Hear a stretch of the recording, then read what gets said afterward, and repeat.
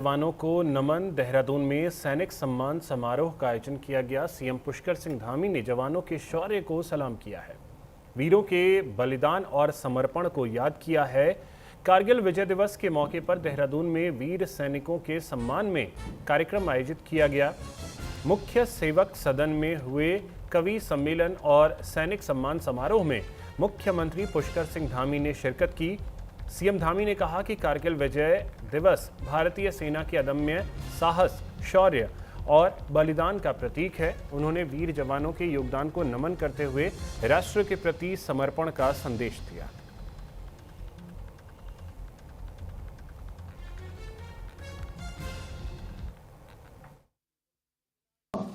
नई पीढ़ी तक पहुंचाने का संकल्प भी ले रहे हैं। मुझे विश्वास है कि आज इस मंच से निकलने वाले प्रत्येक शब्द हमारे वीर जवानों के प्रति सम्मान, राष्ट्र के प्रति समर्पण की भावना को और अधिक मजबूती प्रदान करेगा। 26 जुलाई 1999 का वह दिन भारतीय सेना ने जिस दिन अद्वितीय पराक्रम, अटूट शक्ति, अटूट संकल्प, दृढ़ इच्छा शक्ति, अदम्य साहस का वो अमर अध्याय जो भारत के इतिहास में स्वर्णाक्षरों में अंकित है। कारगिल विजय हमारे वीर सैनिकों के अद्वितीय शौर्य और बलिदान का प्रतीक है। और आप सबको याद होगा, आजाद भारत के इतिहास में ये कारगिल का युद्ध एक ऐसा युद्ध हुआ जिसमें भारत की सेनाओं ने युद्ध के मैदान में भी युद्ध जीता और समझौते की मेज पर भी, जो उस समय का राजनीतिक नेतृत्व अटल बिहारी वाजपेयी जी के रूप में हमारे प्रधानमंत्री थे, उस मेज पर भी हमारी जो सेना ने जीता था उसको लौटाने का काम नहीं हुआ। पहला ऐसा युद्ध हुआ और -20 से 30 डिग्री की जमा देने वाली ठंड और सीधी खड़ी चट्टानें, ऊपर चोटियों पर छिपा हुआ दुश्मन। परिस्थितियां हमारे खिलाफ थी वहां पर, लेकिन हमारे भारतीय सैनिकों के पास जो जुनून था, जो जज्बा था, उसके आगे हिमालय भी झुक गया। और जब जब भारत का इतिहास लिखा जाएगा तब तब कारगिल के उन रणबांकुरों का नाम लिया जाएगा जिन्होंने अपने रक्त से भारत की विजय का इतिहास लिखा।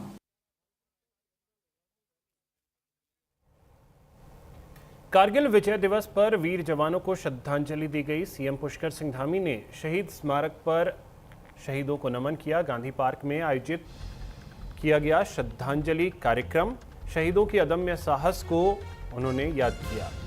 कारगिल विजय दिवस के अवसर पर उत्तराखंड के मुख्यमंत्री पुष्कर सिंह धामी ने देहरादून के गांधी पार्क स्थित शहीद स्मारक पहुंचकर कारगिल युद्ध के वीर नायकों को श्रद्धांजलि अर्पित की। मुख्यमंत्री ने शहीद जवानों के बलिदान को नमन करते हुए कहा कि देश उनके अदम्य साहस और वीरता को हमेशा याद रखेगा।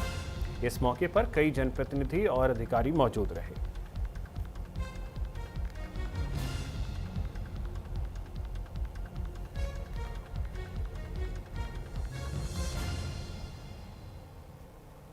तो ये देखिए, इस समय जो तस्वीरें हम आपको दिखा रहे हैं, जहां शहीदों के परिजनों को, परिवार वालों का सम्मान, हमारे वीर सपूतों के परिवार का सम्मान मुख्यमंत्री पुष्कर सिंह धामी की तरफ से किया जा रहा है।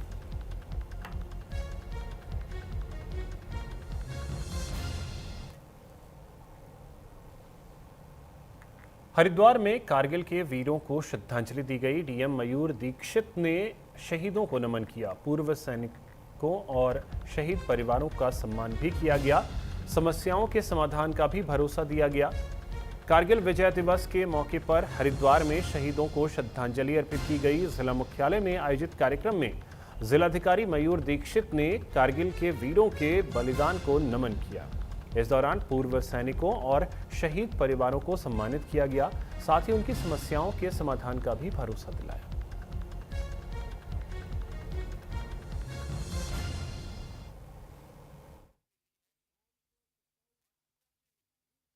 आज 26 जुलाई को पूरे प्रदेश में, पूरे देश में कारगिल विजय दिवस मनाया जा रहा है। हरिद्वार जनपद में भी जनपद मुख्यालय पे इसका आयोजन किया जा रहा है, जिसमें कि कारगिल शहीदों को यहाँ पर श्रद्धांजलि दी जा रही है और उनके द्वारा जो सर्वोच्च बलिदान दिया गया है उसके लिए उनको याद किया जा रहा है। साथ ही जो हमारे पूर्व सैनिक हैं या उनके जो परिवारजन हैं, उनको भी यहाँ पर बुलाया गया है, उनका भी सम्मान किया गया है। उनकी अगर कोई परेशानियाँ हैं, कोई समस्या है, तो उसको भी अभी सुना जाएगा। और साथ ही जो बच्चे आए हैं, उनको भी जो हमारे करगिल शहीद हैं, उनके बारे में जानकारी दी जाएगी कि उन्होंने किस तरीके से भारत माता को उनकी सुरक्षा के लिए अपना सर्वोच्च बलिदान दिया है और उन्हीं की प्रेरणा से आगे हमें कैसे कार्य करना है। हमारे नालसा की एक वीर परिवार कल्याण योजना है, जिसके बारे में जितने भी यहाँ पर आज हमारे डिफेंस फोर्सेस से लोग आए हैं, उनको ये जानकारी देना मेरे लिए बहुत ज़रूरी था। तो इस वजह से मेरे द्वारा भी इसमें प्रतिभाग किया गया है। और आज हम लोगों ने जो हमारी वीर परिवार कल्याण योजना 2025 है, जो कि वीर शहीदों के परिवारों को हम क्या विधिक सहायता प्रदान कर सकते हैं, या जितने भी लोग डिफेंस फोर्सेस में हैं उन्हें हम किस प्रकार से विधिक सहायताएं प्रदान करते हैं, उसके बारे में चर्चा हमारी तरफ से की जाएगी। वैसे तो मैडम सभी दिन युवाओं के लिए क्या कहेंगे, किस तरीके से वो जीवन जिए या क्या आप ये करेंगे आगे बढ़ने के लिए? देखिए कि सबसे पहले तो मैं इसका सूत्र मानूंगी कि जो एजुकेशन है हमारा, अगर हमारे आज युवा जो है वो सही से शिक्षित है और जिस समय पे जो ज़रूरी है, जैसे कि अगर शिक्षा के समय पे शिक्षा और सही समय पर सही बातों के लिए आवाज़ उठाना, उसके लिए मुझे लगता है कि जो हमारा युवा है काफ़ी संवेदनशील भी है और वो जानता है कि उसे क्या करना है। तो मेरा तो युवाओं से यही अनुरोध रहेगा कि सभी युवा जो अपना सही और गलत है इसके बारे में जाने और निश्चित रूप से जब कुछ गलत हो तो उसके लिए आवाज़ ज़रूर हो।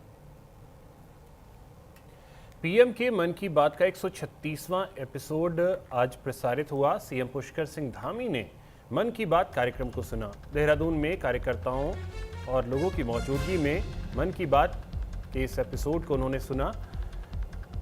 मुख्यमंत्री पुष्कर सिंह धामी ने देहरादून में प्रधानमंत्री नरेंद्र मोदी के लोकप्रिय कार्यक्रम मन की बात का 136वां एपिसोड सुना। कार्यक्रम में बड़ी संख्या में कार्यकर्ता और स्थानीय लोग मौजूद रहे।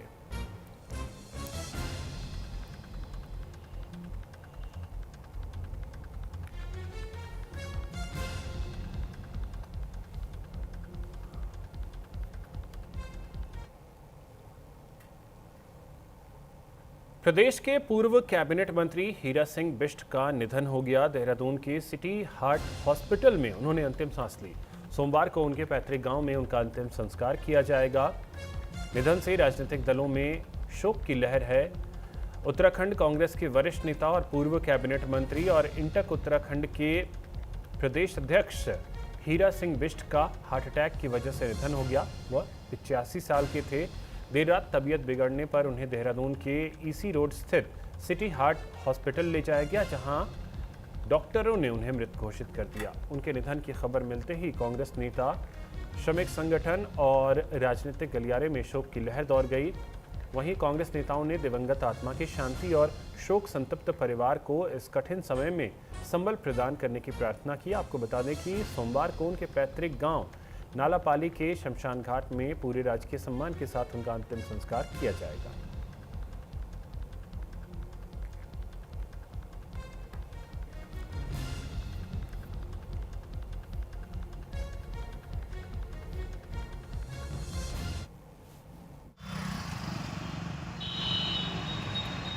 देखिए, हीरा सिंह बिष्ट जी हमारे कांग्रेस के बहुत वरिष्ठ नेता थे। उन्होंने विभिन्न पदों पे काम किया है, संगठन में भी उन्होंने काम किया है, सरकार में कैबिनेट मंत्री के रूप में उनका कार्यकाल काफ़ी गौरवान्वित वाला रहा है। उन्होंने हमेशा लोगों की समस्याओं को सुनते थे, हमेशा सुलभ रहते थे, आम जन की पहुँच में रहते थे। कांग्रेस से उनका जाना एक बहुत बड़ी क्षति है और उनको हम कांग्रेस परिवार की ओर से श्रद्धा-सुमन अर्पित करते हैं।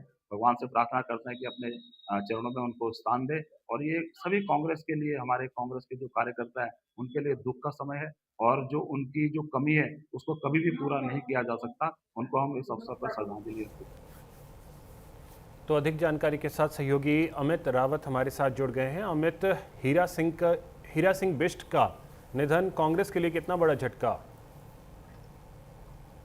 जी, मैं बताना चाहूंगा, उत्तराखंड कांग्रेस के लिए आज बहुत बड़ी एक शोक की लहर है। एक हीरा सिंह बिष्ट जैसे एक दिग्गज नेता का चले जाना कहीं ना कहीं कांग्रेस के लिए एक बहुत बड़ी क्षति मानी जा रही है।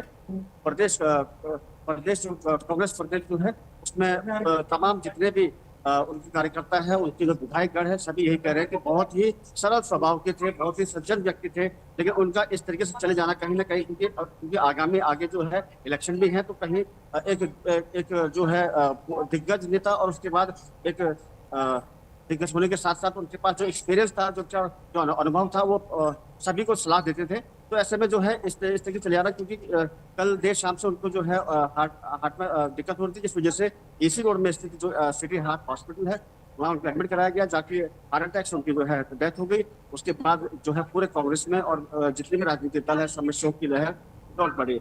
देखना होगा इसमें अभी हालांकि बीजेपी और कांग्रेस के जितने भी आला अधिकारी हैं, जितने भी बड़े बड़े दायित्वधारी हैं या हमारे कैबिनेट मंत्री चाहे वो गणेश जोशी हैं, ये खुद उनके घर पर गए, उनसे मिलने गए और वहाँ पर शोक व्यक्त किया। हालांकि जितने भी हैं उनके कार्यकर्ता लोग हैं सभी ये कह रहे हैं कि उनका चले जाना इस तरीके से कहीं ना कहीं बहुत बड़ा क्षति माना जा रहा है, क्योंकि उत्तराखंड प्रदेश में जो हमारे कांग्रेस के जो बड़े नेता थे, क्योंकि पहले 3 बार के विधायक दोहीवाला विधानसभा से भी रहे और प्रदेश के पूर्व कैबिनेट मंत्री भी रहे, तो ऐसे में उनके चले जाना कहीं ना कहीं कांग्रेस के लिए एक बहुत बड़ी क्षति मानी जा रही है। चलिए, बहुत शुक्रिया अमित आपका तमाम जानकारी के लिए।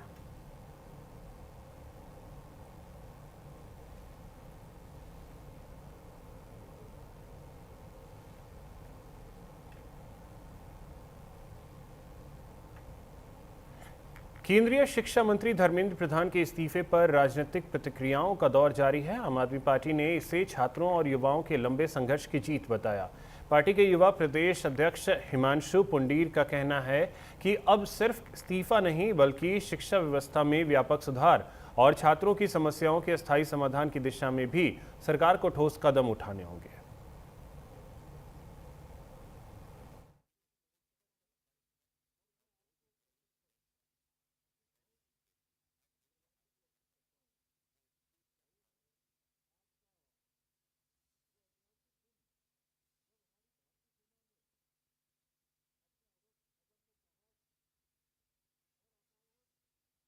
ये एक बहुत बड़ी जीत है। ये सभी युवाओं की जीत है जिन्होंने पिछले 1 महीने से जंतर मंतर पर लगातार अपना भूख हड़ताल, जिन्होंने लाठियां खाई, जिन्होंने डंडे पड़े, जिन पे एंटी नेशनल होने का आरोप लगा, उन सभी युवाओं को बहुत बहुत बधाई। ये आप सभी की बहुत बड़ी जीत है और भारत के इतिहास में पहली बार ऐसा हुआ है कि युवाओं ने अपनी बात केंद्र सरकार से एक केंद्रीय शिक्षा मंत्री का रेजिग्नेशन लेना, और जिसे कहते हैं कि उन्होंने अपनी मर्जी से नहीं दिया, उन्हें विवश होकर सरकार को विवश होकर घुटनों पे आना पड़ा।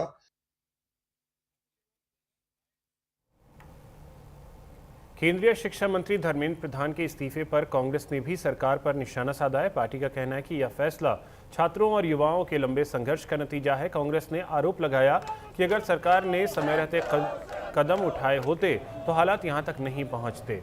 साथ ही पार्टी ने पेपर लीक मामलों की निष्पक्षता और उत्तराखंड के तकनीकी शिक्षा मंत्री के इस्तीफे की भी मांग की।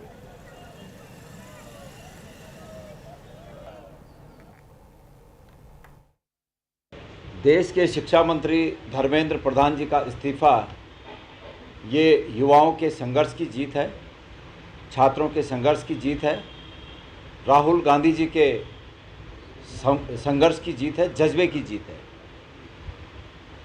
ये इस्तीफा बहुत पहले हो जाता है तो निश्चित रूप में इतने छात्रों की जो उन्होंने आत्महत्या की, इतने छात्रों की ज़िंदगियां बच जाती।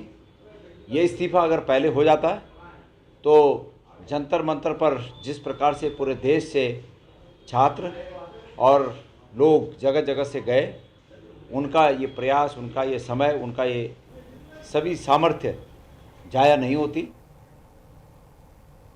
हरिद्वार के रुड़की में कांग्रेस ने छात्रों के मुद्दों को लेकर केंद्र सरकार के खिलाफ मोर्चा खोला, जहां झबरेड़ा में विधायक वीरेंद्र जाति के नेतृत्व में युवाओं ने कैंडल मार्च निकालकर प्रदर्शन किया।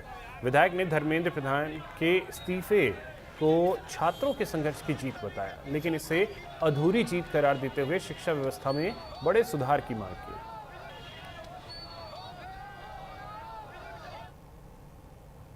मैं मानता हूं ये पूरे देश के छात्र छात्राओं की जीत है और ये अधूरी जीत है। अभी देश से गृह मंत्री जी को या मोदी जी को सार्वजनिक मंच से माफ़ी मांगनी चाहिए। जिस तरीके से छात्र छात्राओं को उन्होंने पीटा है, लाठियां उन्होंने चलाई हैं, आकर के सार्वजनिक मंच से खेद व्यक्त करना चाहिए।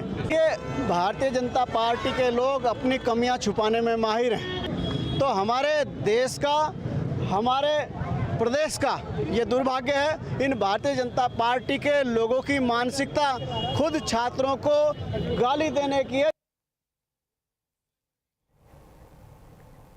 नीट यूजी विवाद और छात्रों के आंदोलन के बीच केंद्रीय शिक्षा मंत्री धर्मेंद्र प्रधान के इस्तीफे पर सियासत तेज हो गई है। उत्तराखंड कांग्रेस के वरिष्ठ नेता रणजीत सिंह रावत ने इसे देर से लिया गया फैसला बताया और केंद्र सरकार पर निशाना साधा। उन्होंने आरोप लगाया कि पेपर लीक ने शिक्षा व्यवस्था की साख को नुकसान पहुंचाया है और प्रधानमंत्री से देश से माफी मांगने की मांग की। हुई है, देर से लिया गया निर्णय है।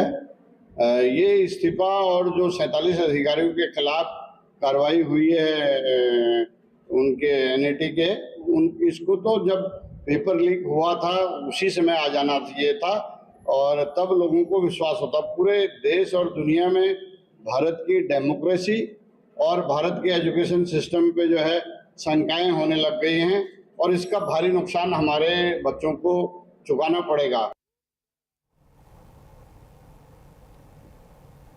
हम लोग को लेकर जगह जगह प्रदर्शन देखने के लिए मिल रहा था। जंतर मंतर पर 25 दिन से अधिक दिनों को लेकर लोग प्रदर्शन कर रहे थे। इस प्रदर्शन को देखते हुए आज केंद्रीय शिक्षा मंत्री धर्मेंद्र प्रधान ने अपना इस्तीफा प्रधानमंत्री नरेंद्र मोदी को सौंप दिया है। अब इस पूरे मामले के बाद लगातार जो है सियासी हलचल भी तेज हो गई है। उत्तराखंड प्रदेश के कांग्रेस के वरिष्ठ नेता रणजीत सिंह रावत ने एक बयान जारी करते हुए सरकार पर आरोप लगाए हैं कि ये इस्तीफा बहुत पहले हो जाना चाहिए था। कैमरा पर्सन अपने सहयोगी फैजान के साथ अबू बकर मकरानी, न्यूज़ इंडिया, रामनगर। इसी के साथ इस बुलेटिन में इतना ही। नमस्कार।